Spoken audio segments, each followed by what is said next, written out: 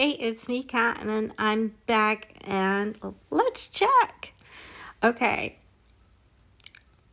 so every once in a while, I get recognized for having done an interview on, what was it called? When Ghosts Attack. Um, yeah, I haven't lived in that house now for 6 years. So I have a house full of a different sort of ghost. Well, ghosts. Um, but they're shy. The ones I have in my house are actually kind of shy. Um, so they don't make themselves known to other people. They will make themselves known to me. And that's fine. I'm actually very cool with it. There are some very protective spirits in this house. And let me tell you, I thought that my ancestors and my friends and family that have passed get angry when someone does something wrong or says something to me that's mean. Man, when I get home, the amount of encouragement that I get is, and I wish they weren't so shy, right? And Moira will turn and look at them, and the other dogs in the house will turn and look at them. And sometimes I will get like it's out of the corner of my eye, so it's hard to get a photo of them. And I want to say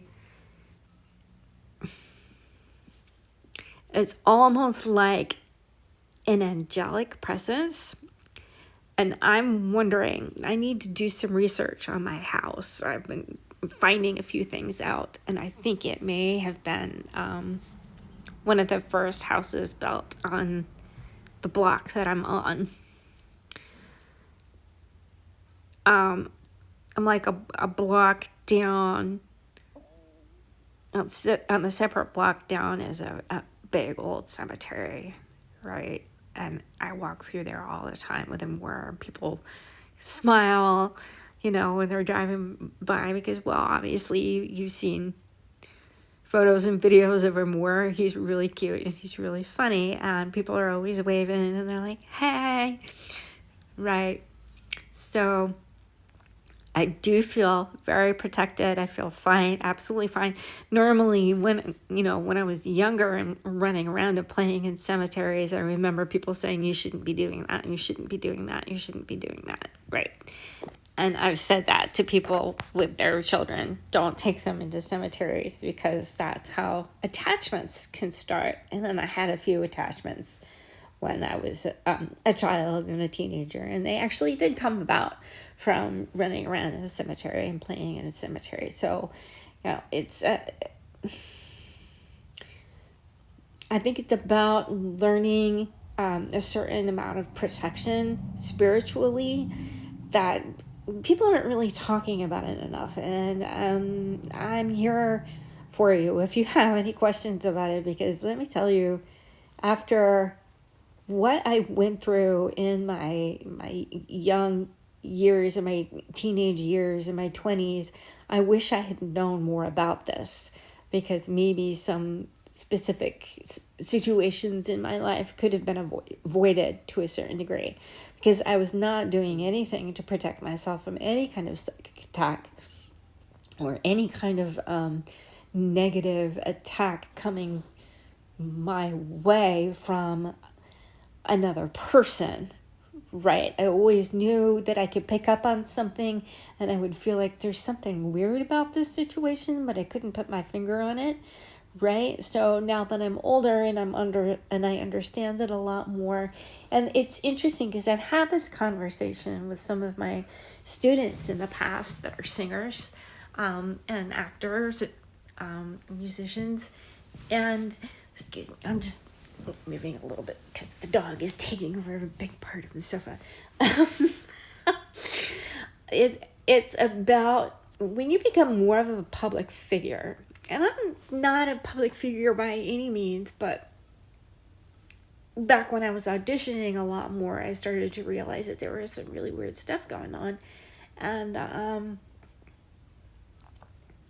started to realize, now that I look back on things, and someone said something to me not too long ago, and it made me realize that, hindsight is always 2020.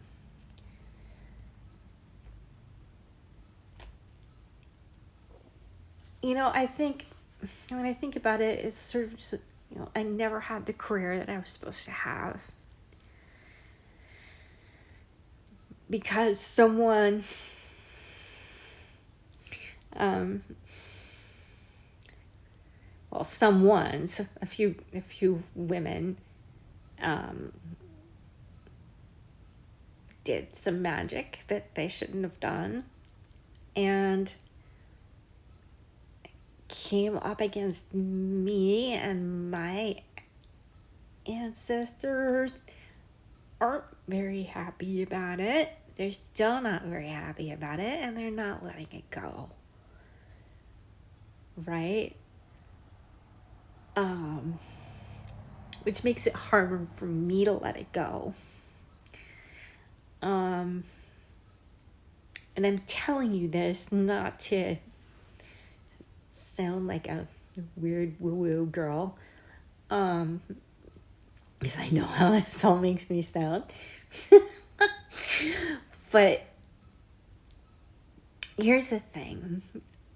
And I'm going to circle back to what I started with.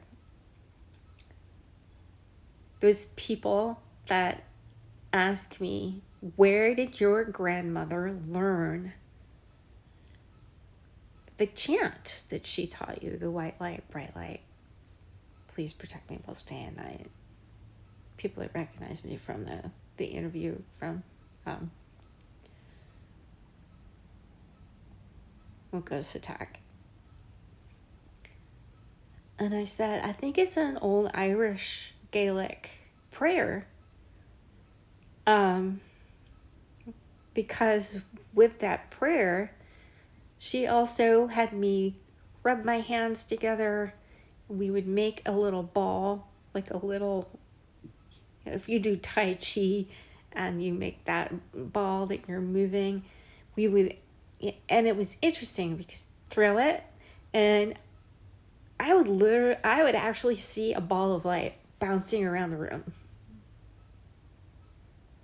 And she would laugh, and I would be clapping my hands and laughing, and my mom would have to pick me up and take me out of the room because my grandmother was sick, and move me and say, this is too much for your grandmother. She can't do this. And she would be lying there just like laughing, and she would be like, this is just too much. What are you doing? My grandmother's like, oh, she's my little Tigger, right? Because I like to bounce around and be silly. And yeah, she was just sort of like, and then now I know, after doing the Ancestry.com and 23andMe and everything, that her side of the family is Irish.